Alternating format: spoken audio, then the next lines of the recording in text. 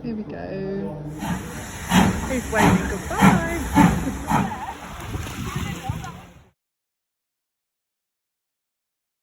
Well, hello and welcome to my channel, Bobo Bun. I'm Lisa, a vintage inspired dressmaker and a dressmaking teacher. It feels an absolute age since I've been here. It actually is an absolute age since I've been here. Off during August, even though I was working on my Patreon, just to enjoy going to Yorkshire and having some downtime, enjoying some life out alongside all the other things that have to be done and are making demands on our time right now.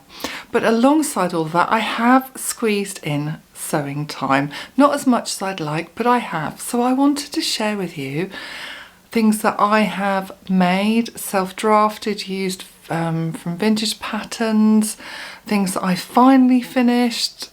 Yeah, so it's a catch-up of my sewing. And at the beginning of the video I did share with you some images from our Yorkshire trip. Before I move on to the sewing, I just wanted to briefly say something about going to Yorkshire because it was utterly marvellous. I went with my youngest daughter who's about to go into her third and final year of her film and literature degree. I originally studied literature after textile design, obviously a bit of a gap between the two. And yeah, we're literature crazy, and we wanted to go and see where James Herriot lived, and or Alf White, James Alf White, as the original writer of All Creatures and Great and Small was called. So we wanted to go and see where he lived, the world that he was bringing to his work, and the places that they filmed the latest series. So we went to see that. We went to Haworth to see the Bronte parsonage, and we travelled via train through Oakworth where the Railway Children were filmed, and then we ended up back in Keighley. I thought it was called Keighley, but it's Keighley, and a marvellous train station where the Richard Gere film, I think it was late 70s, Yanks, was filmed. Seen that a few times, I love that film. Vera Britton's Testament of Youth was filmed there. Mrs. Hall in All Creatures Great and Small has a marvellous episode focusing on her being at the train station, and it was exactly as it looked in all of these pieces. And then we went over across the North York moors, left the Dales behind and went over to the coast, and we went to Whitby Abbey, which is famous for Bram Stoker being inspired, using it as a setting for Dracula. And we bought a copy of Dracula, and Millie and a friend and I have all decided we're going to read Dracula during during October.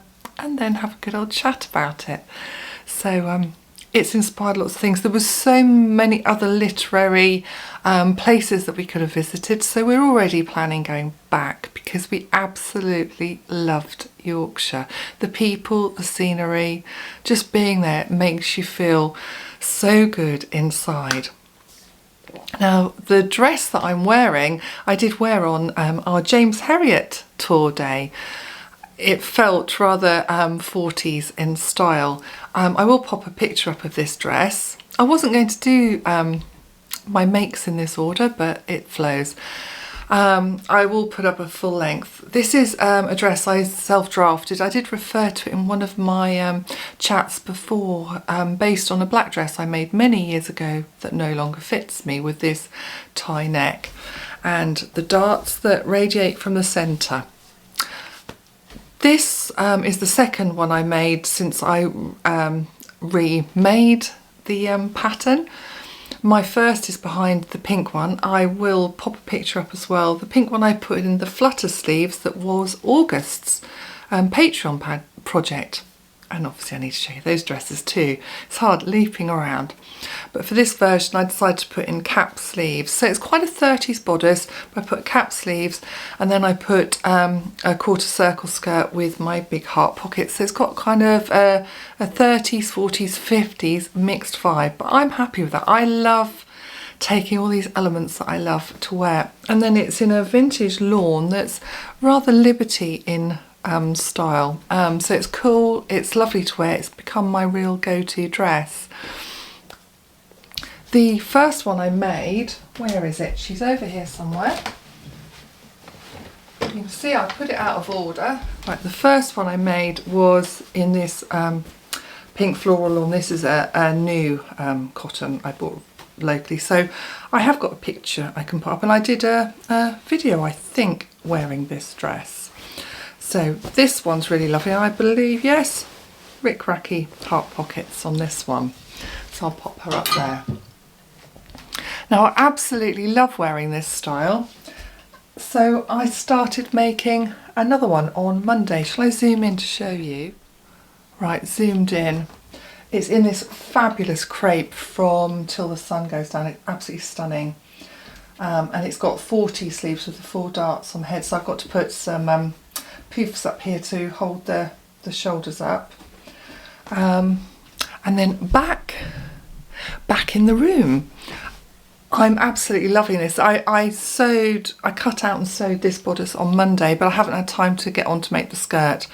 I want a very plain skirt, and then I'm going to make a matching belt, I think with a black buckle. So I want it to have more of a late 30s, early 40s feel, this dress. But I'd had this fabric for so long, it was going to become so many other things, because I was afraid of getting it wrong because I adore it so much. So I don't know where to stand so that you can see it.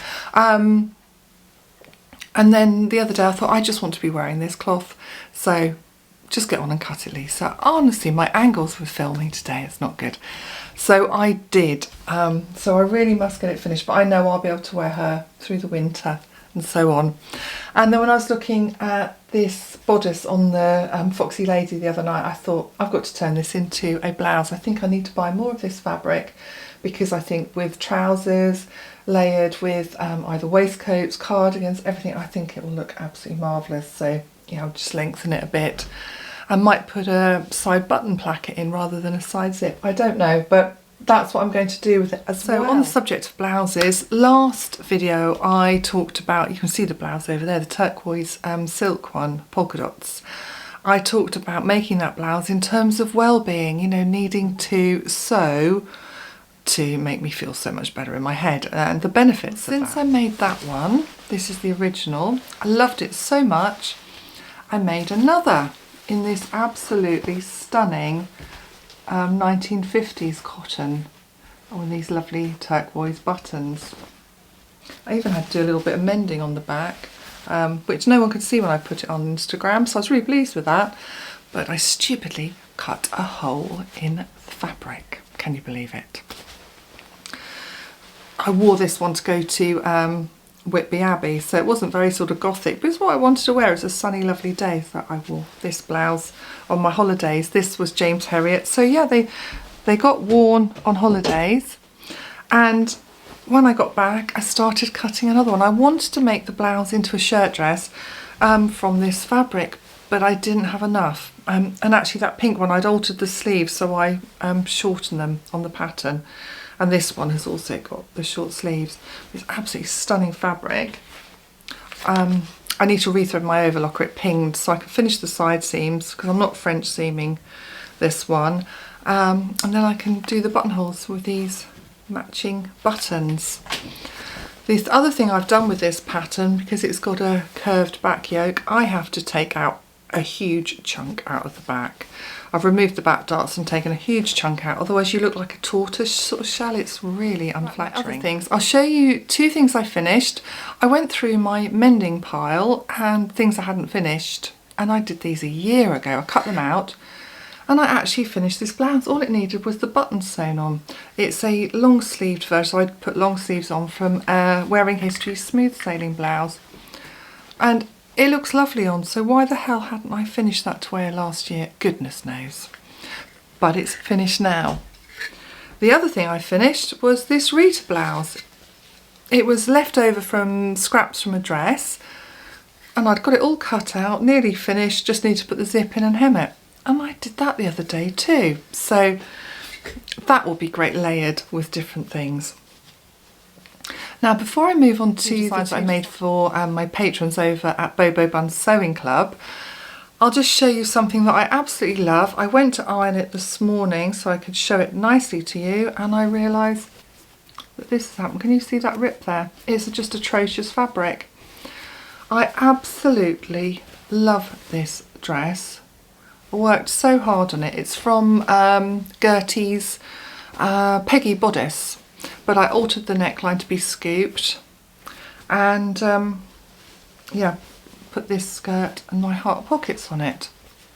And I wanted to do all these black scallops. I could just see it in my mind's eye, and I put a side zip in. I closed the back seam and put a side zip in. I did talk about this in Bobo and the Bog last week, about how this fabric was atrocious. I just didn't handle it properly when I was cutting it, so I didn't feel that it stretches on the grain. It's got no give whatsoever across, which is no good when you're wearing it. It means things are too tight, and obviously too tight means that happened. I had to do loads of rejigging, take the whole dress apart and do lots of alterations to try and get myself into it, but there's obviously no give in the fabric and bits are ripping. So I think this has just got to be held up as an experimental one, and I will find some better green fabric and I'm going to make it again, because I love the dress. I love green. I think it suits me. I felt good in it. So sadly, it's got to die. I will maybe be able to save bits to do something else, but that is my first fabric fail in a very, very long time. I'm just going to hang that one up. But it's good to know it happens, isn't it? You know, I might have a lot of experience and be a so-called professional these days, but things do go wrong at times. Now on to the exciting projects I did with my patrons over at Patreon. I always get muddled with patron.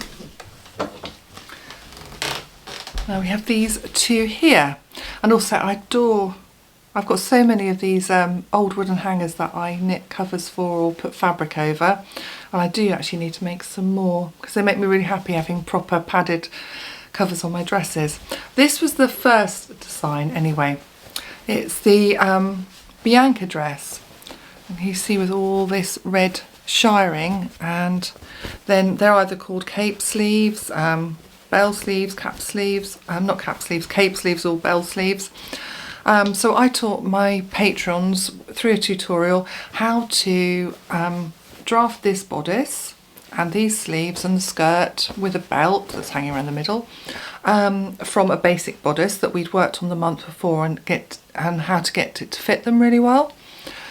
And I was inspired by a 1948 dress in a magazine I'd got, so I knew I wanted to do it. And the dress there was smocked, and I thought, you know, shiring, it's really in fashion at the moment anyway, and I thought shiring would be fun, especially with a contrasting red thread. The magazine suggests an ocean haze blue with red stitching, so I kept to that inspiration. And then each month on Patreon I do a talk, and I give them lots of visual images, things that have inspired they might find further interesting. And then there's a bonus project for my top tier patrons called Trixie Patrons at the end of the month.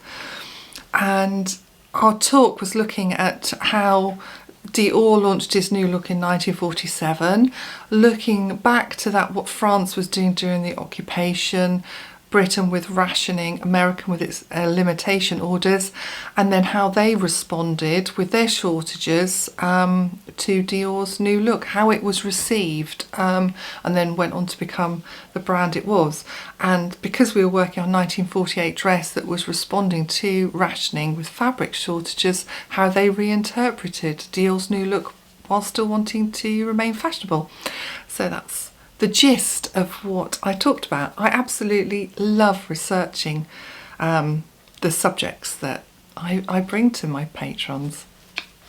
Now this is the bonus project, and I named this the Vivian dress. It's going to be the Claire after Claire Mercado or the Vivian. I put it in a poll to my upper tier patrons, and the Vivian dress won. And so it's the same bodice with the yoke, but we have gathers here and then pleats so that it hangs beautifully and fits over the bust. And it was going to have a slightly different, it was going to have a yoke skirt then with fullness, but I just didn't have enough fabric to do that. So in true 40s fashion, I had to respond to what I had. Now this gorgeous fabric was from Nikki at Missy Mops. It was meant to be a blouse, and then when I was designing this project, this was the right fabric, and I just love it on. It feels so good. It's very sheer and see-through, so I underlined it all with crepe, which I showed patrons to do, and how to do burrito seams with the yoke. And then for the skirt, I just put a petticoat underneath because I hadn't got enough crepe to line the skirt. I might do that in the future, but I didn't at the time. So it's been quite busy sewing, I suppose. It just doesn't feel as busy for me because there's been lots of things like my green dress that took months because it was annoying me, and then I finally solved it, and now it's just a total grrr. Finishing up other couple of things, so it's just been snatched moments of sewing with me trying to focus primarily on my Patreon and getting that right, you know, making sure the content is really good for everyone and obviously inspires and interests me. It's about sharing my creativity as I do here. So it's been really lovely stopping in to chat with you again today. I have missed being here, but I just haven't been able to schedule in the time. So yeah, it's a lovely return. If you enjoy what I share with you, then please comment, let other people know I'm here. Subscribe if you don't already. And then next time I put a video out in a couple of weeks, you'll get a notification that I'm here. So until then, I shall say goodbye. Happy sewing, everybody.